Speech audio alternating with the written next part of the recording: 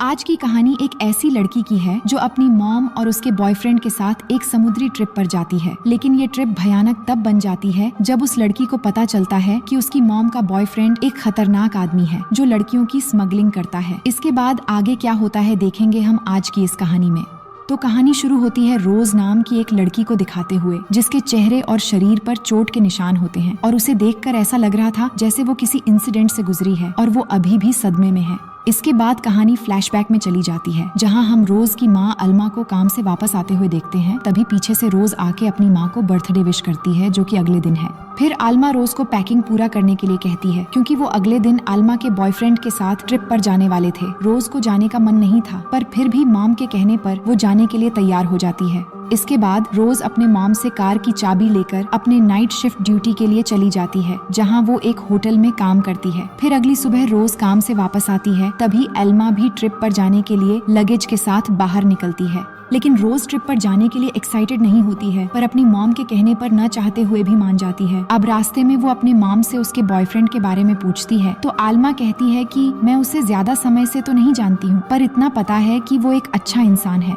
ये सुन के वो हैरान हो जाती है कि कैसे उसकी मॉम एक आदमी पर ट्रस्ट कर सकती है जिसके बारे में वो ज्यादा नहीं जानती। अब थोड़ी देर में वो अपने डेस्टिनेशन पर पहुंच जाते हैं, जहां आल्मा अपने बॉयफ्रेंड डेरेक से जाकर मिलती है। इसके बाद डेरेक उसे मैप में दिखाता है कि हम यहाँ से जाने वाले हैं और ये रास्ता बर्म्यूडा ट्रायंगल के करीब से गुजरता है। डेरेक कहता है हम मंगलवार तक वहाँ पहुँच जाएंगे और वहाँ बहुत एंजॉय करेंगे। इसके बाद जब आल्मा कार से लगेज निकालने के लिए जाती है, वहीं रोज कार से कुछ दूर एक पेड़ के नीचे स्मोकिंग कर रही थी, तो वो एक आदमी को देखती है जो उसके मॉम के पास जा रहा होता है। बाद में वो मॉम से पूछती है, वो आदमी तुमसे क्या पूछ रहा था? तो मॉम बताती है कि वो आदमी पूछ रहा था कि मैं कहाँ जा रही हूँ। अब यहाँ रोज पहली बार अपनी मॉम की बॉयफ्रेंड डेरेक से मिलती है, जो उन्हें कहता है कि उसने ट्रिप पर जाने के लिए ये सेकंड हैंड बोट खरीदी है, जिसका नाम एनालिसा है। फिर ये तीनों बोट से अपने ट्रिप जर्नी पर निकल पड़ते हैं और कुछ देर के बाद बोट पर वो आल्मा की बर्थडे मनाते हैं और उसे विश करते हैं और इस मोमेंट को तीनों मिलकर एंजॉय करने लगते हैं। फिर डेरेक अल्मा को एक टी शर्ट और साथ ही रोज को एक नाइफ भी गिफ्ट करता है। इसके बाद रोज डेरेक से उसके काम के बारे में पूछती है, तो वो बताता है मैं पहले पुलिस में था, पर अब एक प्राइवेट सिक्योरिटी कंसल्टेंट के तौर पर काम करता हूँ।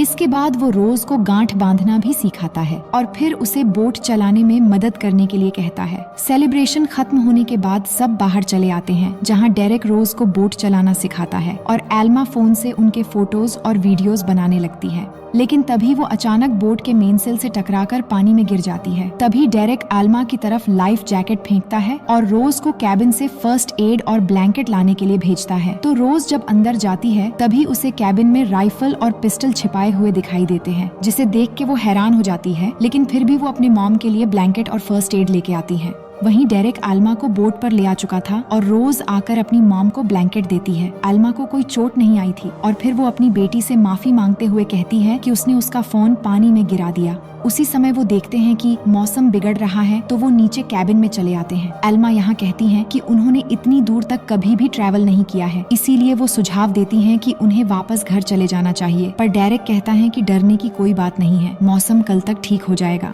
फिर अगली सुबह रोज जब ऊपर आती है, तो वो देखती है कि मौसम साफ हो गया है और वहाँ पर पहले से ही उसकी मॉम बैठकर ड्रिंक कर रही होती है। तो वो अपने मॉम के पास जाकर बैठती है और कहती है कि वो यहाँ आके खुश नहीं है और घर वापस जाना चाहती है। जिस पर एल्मा कहती है कि ये जगह कितनी खूबसूरत है, तुम्हें इस मोमेंट को एंजॉय करना चाहिए। फिर थोड़ी देर में डेरेक भी उनके पास आके उन्हें ज्वाइन करता है। तो रोज उससे राइफल के बारे में पूछती है, जिस पर वो कहता है कि उसने वो राइफल सेफ्टी के लिए रखा है और ये उसका शौक भी है। तो रोज कहती है असल में वो राइफल मैं एक बार चलाकर देखना चाहती हूँ। तो डेरेक राइफल को बाहर निकालकर उसे फायर करना सिखाता है। रोज बहुत अच्छे से फायर करती है और ये देखकर डेरेक उसकी बहुत तारीफ करता है। अगले सीन में रोज अपने लैपटॉप पर देखती है कि उनसे कुछ दूरी पर एक और बोट है, तो वो बाहर आकर दूरबीन से देखने की कोशिश करने लगती है। इसी बीच डेरेक और एल्मा ड्रिंक कर रहे होते हैं और वो रोज को भी बुलाते हैं, तो वो भी उन्हें ज्वाइन करती है। लेकिन जल्द ही रोज को चक्कर आने लगता है, तो वो अपने रूम में जाकर सो जाती है।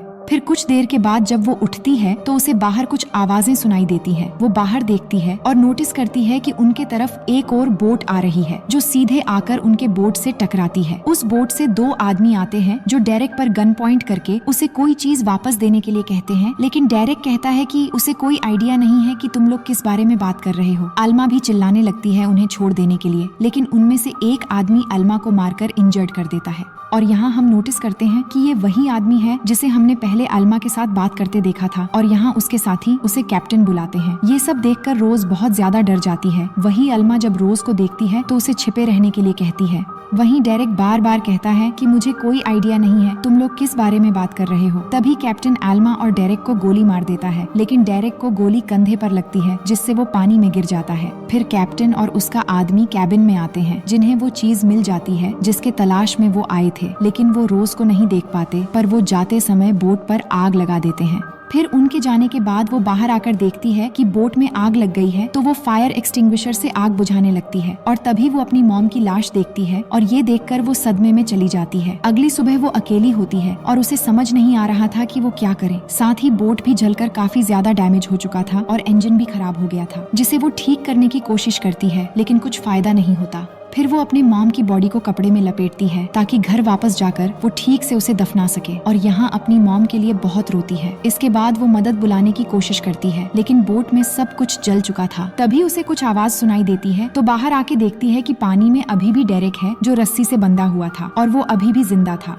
इसके बाद वो उसे खींचकर ऊपर लाती है और उसे पानी पिलाकर उसका इलाज करती है। फिर रोज एक डिवाइस उसे दिखाकर पूछती है कि ये क्या है, तो डेरेक उसे झूठ बोलता है कि ये एक एक्स्ट्रा जिब है जो खराब है। असल में इस डिवाइस से सैटेलाइट तक इमरजेंसी सिग्नल भेजा जा सकता था, पर डेरेक कहता है तुम उसे छोड़ो और बोट के ऊपर एक सेल लगाओ जिससे बोट आगे बढ़ेगी। तो रोज एक सेल लेकर ऊपर बांधने की कोशिश करती है, और बार बार ट्राई करने के बाद वो कामयाब हो जाती है। फिर अगले दिन का सीन देखते हैं जहाँ डेरेक रोज को बुलाता है, तो वो जाकर उसके जख्म की मरहम पट्टी करती है। तो डेरेक कहता है तुम्हें कुछ भी करके बोट को स्टार्ट करना होगा। ये कहकर वो बेहोश हो जाता है। इसके बाद रोज जाकर बोट को स्टार्ट करने की कोशिश करती है, लेकिन कुछ फायदा नहीं होता, तो वो थक कर बैठ जाती है। इसी दौरान कैबिन पर उसे डेरेक के कुछ फोटोज मिलते हैं, जिसमें डेरेक के साथ वो 2 लोग भी थे जिन्होंने बोट पर हमला किया था। ये देखकर वो समझ जाती है कि डेरेक ने उन्हें अब तक झूठ बोला है। इसके बाद वो बाहर जाकर डेरेक के बेहोशी की हालत में ही उसके हाथ बोट से बांध देती है, और फिर उसकी सेफ्टी नाइफ भी ले लेती है। मगर कुछ समय के बाद डेरेक अपनी जगह से गायब था, तो रोज उसे ढूंढने लगती है, और कुछ समय ढूंढने के बाद डेरेक उसे नीचे मिलता है। तो रोज हाथ में चाकू लिए डेरेक से पूछती है कि तुम जानते थे कि वो आदमी कौन थे, पर झूठ क्यों बोला। जिस पर वो बस इतना ही कहता है कि वो राक्षस है, तुम उन्हें जितना कम जानो तुम्हारे लिए अच्छा होगा। और उसके एक्सप्रेशन से ऐसा लग रहा था कि वो बिल्कुल भी डरा नहीं है, और न ही उसे अल्मा की मौत पर कोई दुख है। और इस तरह वो रोज को अपनी बातों में उलझाकर उससे बोट ठीक करवाने में मदद लेता है। अब रोज के पास कोई ऑप्शन भी नहीं था सिवाय उसके बातों को मानने का, तो दोनों मिलकर इंजन को ठीक करने की कोशिश करते हैं, मगर वो बिल्कुल बेकार हो चुका था। अब इनके पास सिर्फ समुद्री हवाओं का ही सहारा था, और इसी तरह 2 दिन तक उस छोटे से सेल के सहारे आगे बढ़ने लगते हैं। फिर तीसरे दिन सुबह जब रोज बाहर आती है, तो देखती है कि थोड़ी दूरी पर एक आइलैंड है, और डेरेक वहाँ एक कोने में अभी भी सोया हुआ था। तो वो डेरेक से बिना पूछे ही बोट का रुख आइलैंड की तरफ मोड़ देती है, मगर सिर्फ एक सेल के सहारे बोट बिल्कुल किनारे पर नहीं जा सकता था, इसलिए किनारे तक पहुँचने के लिए वो राफ्ट का सहारा लेते हैं। डेरेक भी आइलैंड पर जाने के लिए राजी था, मगर सिर्फ एक हाथ से वो रोविंग नहीं चला सकता था, इसलिए रोज रोविंग चलाती है और दोनों आइलैंड की ओर बढ़ने लगते हैं। लेकिन अचानक रोज के हाथ से रोविंग का एक हिस्सा खुल जाता है, और उसे लेने की कोशिश में वो पानी में गिर जाती है, और उसे तैरना भी नहीं आता था, इसलिए वो डूबने लगती है। तभी डेरेक खुद पानी में उतरता है और उसे किसी तरह खींचकर किनारे पर ले आता है, मगर उसकी सांसें नहीं चल रही थीं, तो CPR देकर डेरेक उसे होश में लाता है। अब होश में आने के बाद रोज डेरेक को ढूंढते हुए पास में ही एक गुफा के अंदर जाती है, जहाँ डेरेक को पीने का पानी मिल चुका था, तो वो रोज को भी पानी पीने के लिए कहता है। ये आइलैंड वीरान है, इसलिए रोज कहती है कि हमें किसी तरह वापस लौटना होगा, जिस पर डेरेक कहता है कि हाँ, हम जरूर जाएंगे, मगर अब जल्द ही अंधेरा होने वाला है, इसलिए आज रात हमें यहीं पर बिताना होगा। इसके बाद दोनों मिलकर राफ्ट को किनारे पर ले आते हैं, और अंधेरा होने के बाद रोज राफ्ट में ही सो जाती है और डेरेक बाहर आग जलाता है, पर रोज को नींद नहीं आती, इसलिए वो डेरेक के साथ बैठ जाती है। फिर दोनों में बातें होने लगती हैं। तो रोज बताती है कि उसके डैड एक सिपाही थे जो ड्यूटी के दौरान इराक में शहीद हो गए। फिर डेरेक अपनी कहानी बताता है, और यहाँ उसका असली सच सामने आता है। वो बताता है कि मैं एक अच्छा और ईमानदार पुलिस ऑफिसर था, पर 10 साल ईमानदारी से ड्यूटी करने के बाद भी मुझे कुछ भी हासिल नहीं हुआ, जिससे मेरी वाइफ भी मुझे छोड़कर चली गई, क्योंकि वो मुझे एक हारा हुआ इंसान समझती थी। इसके बाद मैं बेईमानी के रास्ते पर चल पड़ा और बुरे लोगों के साथ मिलकर मैंने बहुत दौलत कमाई, और जिन लोगों के साथ में काम करता था उनमें से कैप्टन भी एक था, और जिन्होंने तुम्हारे मॉम को मारा है उनमें से कोई भी कैप्टन नहीं, बल्कि वो कैप्टन के आदमी थे। असल में कैप्टन बहुत ही खतरनाक और चालाक आदमी है जो तुम जैसे खूबसूरत लड़कियों की स्मगलिंग करता है। मैं गलत रास्ते में उससे भी आगे बढ़ने की कोशिश की और उसका एक कीमती चीज मैंने चुरा के अपने पास रख लिया था, जो उस रात को उसके आदमी लेने के लिए आए थे, और इस वजह से तुम्हारी मॉम भी मारी गई। मुझे पता है तुम्हारी मॉम बहुत अच्छी थी, पर मैं उसे कुछ ही महीनों से जानता था, पर सोचा था कि ट्रिप पर अच्छे से समय बिताएंगे। फिर वो कहता है, तुमने मेरे हाथ में जो गांठ बांधी थी उसमें तुमने एक गलती कर दी थी। ये कहकर वो रोज को गांठ बांधना सिखाने के बहाने उसका हाथ बांध देता है, लेकिन रोज अब तक समझ नहीं पा रही थी। तभी वो साइड में रखे बैग में जिब नाम के उस डिवाइस को देखकर पूछती है, इसके बारे में तुमने तो कहा था कि ये खराब है, फिर तुमने ये पास क्यों रखा है?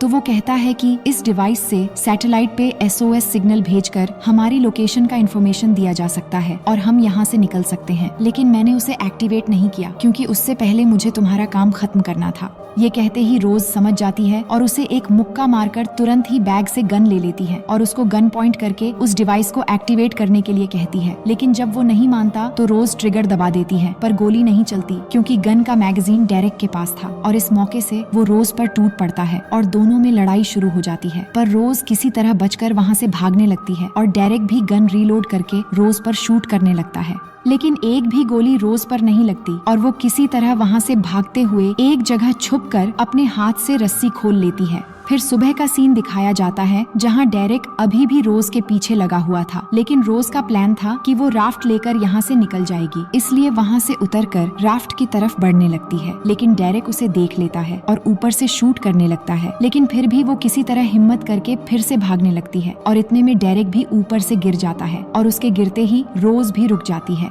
फिर उसके पास जाकर देखती हैं कि डेरेक मरा तो नहीं पर इंजर्ड हो गया है। उसके पास आते ही वो होश में आ जाता है और उसी हालत में ही रोज पर चाकू से अटैक करने लगता है और कहता है कि मुझे बोट पर ले चलो क्योंकि वो डिवाइस मेरे पास है और मेरे बिना तुम उसे एक्टिवेट नहीं कर पाओगी। इसी बीच उसके चाकू के एक वार रोज पर लग जाती है, जिसके बाद रोज एक पत्थर उठाकर उसके सर पर मार देती है और उसके बैग से वो डिवाइस ले लेती है, लेकिन वो डिवाइस एक्टिवेट नहीं कर पाती, जिस पर डेरेक कहता है, तुम इसे एक्टिवेट नहीं कर पाओगी, मुझे बोट पर ले चलो, फिर मैं तुम्हारी हेल्प करूंगा। लेकिन फिर भी रोज उसकी बात नहीं सुनती और उसे छोड़कर वापस राफ्ट के जरिए बोट पर चली आती है। बोट में पहुंचकर वो अपने जख्मों पर पट्टी लगाती है और फिर सो जाती है, लेकिन रात को अचानक उठकर देखती है कि बोट भी डूबने लग गई है, तो वो जल्दी से कुछ जरूरी सामान इकट्ठा करती है और फिर अपनी मॉम की लाश को भी राफ्ट पर ले जाने की कोशिश करती है, लेकिन उसके हाथ से अपनी मॉम की लाश पानी में चली जाती है और उसे अपनी मॉम की लाश को पानी में ही छोड़ना पड़ता है। इससे वो बहुत रोती है क्योंकि वो अपनी मॉम को पानी में नहीं छोड़ना चाहती थी। इसके बाद वो बोट के साथ राफ्ट से जुड़े हुए रस्सी को काट देती है क्योंकि बोट डूबने वाला था। फिर आगे हम देखते हैं कि 2 दिनों तक वो ऐसे ही समंदर में तैरती रहती है और उसे कुछ समझ नहीं आ रहा था कि क्या करना चाहिए, लेकिन तीसरे दिन उसे एक बोट दिखाई देती है तो वो जल्दी से फ्लेयर गन चला देती है, मगर उसे लगता है कि सूरज के रोशनी की वजह से शायद वो बोट उसे देख नहीं पाया। पर रात को वही बोट उसे बचाने आ जाती है और उसे वहाँ से रेस्क्यू करके एक बड़े शिप में ले जाया जाता है, लेकिन वो देखती है कि सबके पास हथियार है और इसी दौरान वो सुनती है कि वो लोग कैप्टन नाम लेकर बातें कर रहे हैं, जिससे वो समझ जाती है कि ये सारे लोग कैप्टन के हैं और ये शिप भी उसी का है, लेकिन वो कुछ हरकत नहीं करती और चुपचाप उनके साथ जाती है। फिर वो उसे ले जाकर खाना देते हैं और इसी दौरान नशे की हालत में एक लड़की वहाँ आती है जिसका नाम टबिथा होता है, पर उसको एक आदमी वहाँ से लेकर चला जाता है। रोज समझ जाती है कि वो लड़की मजबूर है और इस शिप में इसकी तरह और लड़कियां भी हो सकती हैं, क्योंकि डेरेक ने कहा था कि कैप्टन लड़कियों की स्मगलिंग करता है। फिर रोज उनसे कहती है, क्या मैं नहा सकती हूँ? तो वो लोग उसे एक कमरा देते हैं और अब वो पूरी तरह समझ चुकी थी उसे अब क्या करना है, और अगर इस शिप के जरिए ये लोग लड़कियों की स्मगलिंग करते हैं तो जरूर कैप्टन भी इसी शिप पर होगा। इसके बाद वो अच्छे से नहाकर तैयार होती है और वहाँ से निकलकर एक और कमरे की तरफ जाती है और उस कमरे में जाते ही उसे एक आदमी दिखाई देता है जिसके आसपास और भी लोग थे। तो वो पूछती है, क्या आप कैप्टन हो? तो वो कहता है कि हाँ मैं हूँ। इसके बाद वो उसके पास जाती है और उसे बातों बातों में अट्रैक्ट करने की कोशिश करने लगती है और कुछ देर बाद मौका पाते ही कैप्टन के सर पे मार मार के उसका जान ले लेती है। इसके बाद उस कमरे से निकलकर वो एक दूसरे कमरे में चली जाती है जहाँ उसे टबिथा मिलती है तो वो उससे मदद मांगती है। वहीं कैप्टन को मरा हुआ देखकर उसके आदमी अलर्ट हो जाते हैं और रोज को शिप के चारों तरफ ढूंढने लगते हैं। वही टबिथा से रोज पूछती है कि इस शिप में कहाँ पर गन्स रखे हुए हैं, तो वो बताती है कि इंजन रूम में बहुत सारे गन्स रखे हुए हैं और यहाँ मेरी तरह बहुत सारी लड़कियों को भी बंदी बनाकर कहीं ले जा रहे हैं, लेकिन इस समय उनमें से कोई भी तुम्हारी मदद नहीं कर सकती क्योंकि उन लोगों ने सभी लड़कियों को नशे में रखा है। इसके बाद वहाँ से निकलकर रोज उस कमरे में पहुँच जाती है और एक गन ले लेती है। तभी एक आदमी वहां आकर उसे देख लेता है पर रोज उसे शूट करके मार देती है। फिर उन लड़कियों तक पहुंचने के लिए वहां से आगे बढ़ने लगती है और रास्ते में आए कैप्टन के जितने भी आदमी होते हैं एक एक करके सबको मारने लगती है। वहां एक लड़की के साथ भी उसका सामना होता है जो कैप्टन के लिए काम करती थी, लेकिन रोज उसके साथ फाइट करके उसे भी मार देती है। फिर उसका सामना कैप्टन के एक हट्टे कट्टे आदमी से होता है जो रोज को गले से पकड़कर मारने लगता है, लेकिन वो किसी तरह उससे बचकर आखिरकार उसे भी शूट करके मार देती है। इसके बाद रोज जब एक रूम में जाकर दरवाजा खोलती है तो देखती है कि वहाँ बहुत ही कम उम्र के लड़कियों को बंदी बनाया गया है, पर इससे पहले वो उन्हें छुड़वाती कैप्टन का एक और आदमी अभी भी बचा था जो आकर रोज को गन पॉइंट कर देता है। हालांकि ये उसके लिए एक मुश्किल सिचुएशन थी, पर तभी उस आदमी के पीछे से टबिथा आकर उसके सर पर मार देती है और इसी मौके से रोज उस आदमी को उसी के गन से ही शूट कर देती है। फिर रोज उस लड़की को यहाँ रखकर मदद के लिए सिग्नल भेजने रेडियो रूम की तरफ जाती है, मगर आगे बढ़ते हुए उसे एक और आदमी का सामना करना पड़ता है और वो होता है डेरेक। उसे देखकर रोज हैरान हो जाती है और पूछती है कि तुम तो उस आइलैंड पर मर चुके थे। तो डेरेक कहता है कि तुम्हारी इन्फॉर्मेशन देकर मैंने कैप्टन से सौदा किया और उस डिवाइस का इस्तेमाल करके मैं उस आइलैंड से बच निकला, और रोज को मारना शुरू कर देता है और कहता है कि कैप्टन के साथ मेरा पहले से ही प्लानिंग था और अब कैप्टन से तुम्हें कोई नहीं बचा सकता। ये सुनकर रोज हंसने लगती है और कहती है कि मैंने तुम्हारे कैप्टन को पहले ही मार दिया है। जो सुनते ही डेरेक उसे मारकर सीढ़ियों से नीचे गिरा देता है और गन लेकर वापस आता है तो देखता है कि रोज वहाँ से भाग चुकी है। उसके बाद वो रोज के खून के निशान देखते हुए ढूंढने लगता है, लेकिन उसके एक जगह पहुँचते ही रोज उस पर एक केमिकल रिलीज कर देती है जिससे डेरेक गिर जाता है। इसके बाद रोज वही चाकू निकालती है जो डेरेक ने दिया था और सीधा उसके सीने में वार कर देती है और आखिरकार उसका काम तमाम कर देती है। इन सब के बाद अब वो थक चुकी थी और कैप्टन के सारे आदमी भी मारे जा चुके थे। तभी उसके पास टबिथा आती है और कहती है कि मेरे साथ चलो, तुम्हें कुछ दिखाना है। फिर रोज उन सारी लड़कियों के साथ शिप के ऊपर जाती है और देखती है कि ये शिप एक बंदरगाह की ओर बढ़ रहा है, जिससे सभी लड़कियां बहुत खुश हो जाती हैं क्योंकि अब ये वापस अपने घर जा सकते हैं। बंदरगाह पहुँचने पर ये मामला पुलिस संभालते हैं। इसके बाद हम वापस कहानी के शुरू में पहुंच जाते हैं जहां रोज एक पुलिस ऑफिसर को ये सारी कहानी बता रही थी, जिस पर वो पुलिस वाला रोज की तारीफ करता है और कहता है कि सभी लड़कियों को उनके घर भेज दिया गया है और अब तुम्हें भी घर वापस भेज दिया जाएगा। लेकिन रोज बहुत दुखी और परेशान थी और कहती है कि मैं वापस नहीं जाना चाहती क्योंकि अब मेरे लिए वहाँ कुछ नहीं बचा। मगर पुलिस वाला ये कहकर चला जाता है कि तुम्हारे पास अपना भविष्य है जिसको तुमने लड़कर हासिल किया है। ये सुनकर रोज भी अपनी जिंदगी की एक नई शुरुआत करने के लिए हिम्मत जगाती हैं और इसी के साथ ये कहानी यहीं पर खत्म हो जाती है। तो दोस्तों, उम्मीद है कि ये कहानी आपको पसंद आएगी। मिलते हैं आपसे एक और मजेदार कहानी के साथ।